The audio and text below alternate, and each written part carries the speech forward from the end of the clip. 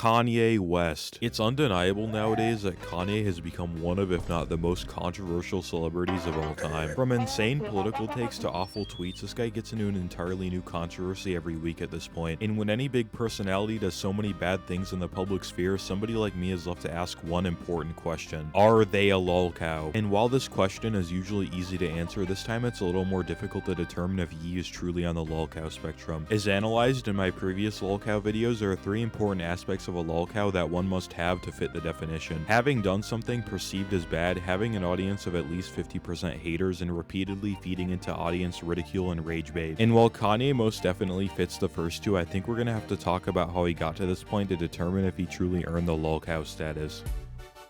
Despite Kanye having some minor episodes beforehand about slavery for 400 years, that sounds like a choice.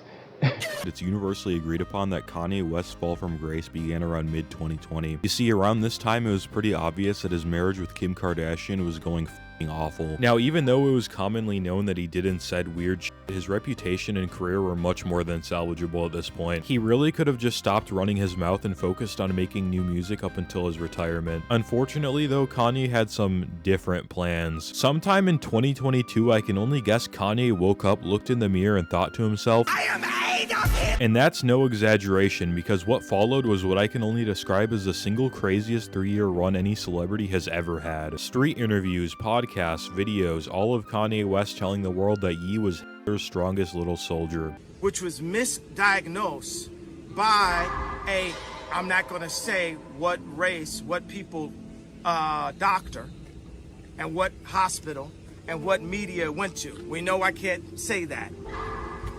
It was a Jewish doctor. Every time we thought it wasn't possible for him to say something that could tank his reputation any further, he proved everybody wrong. Every human being has something of value that they brought to the table.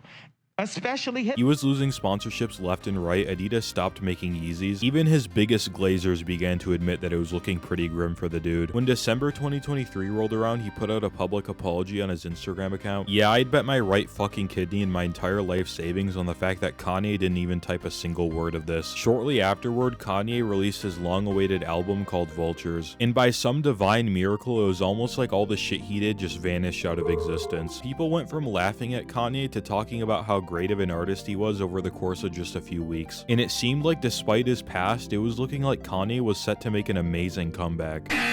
In August 2024, it was revealed that Mr. West was addicted to nitrous oxide. Ryan Garcia, this yeah, I'm on the nitrous. And this wasn't even a minor phase either. He was allegedly dropping $50,000 a month on nitrous oxide. How this man is even alive at this point is honestly beyond me. Not even a year later, Kanye decided it was a great time to start schizo posting again. This leads us into Kanye's most recent episode. A few months back, Kanye randomly decided that from now on, every single thought he had would be posted on Twitter. Every single day, Kanye would just open his phone and let it rip. Some days it would just be random thoughts, but other days this dude would just say the most diabolical shit ever. Some of his highlights during this era are declaring he's a changing his mind and unchanging his mind hours later multiple times, dropping over 100K on an iced out chain, casually hanging out with Nick Fuentes, professing his love for Hitler, professing his love for Diddy, talking shit on every rapper that was concerned for his mental health, spending 5 hours tweeting some of his favorite porn videos, and last but not least, talking about the sexual relations he had with his cousin, you know, just because he felt like it. He also decided to do an in-person interview, which went almost as well as you'd expect. Why say fuck Virgil after he passed? I'm evil.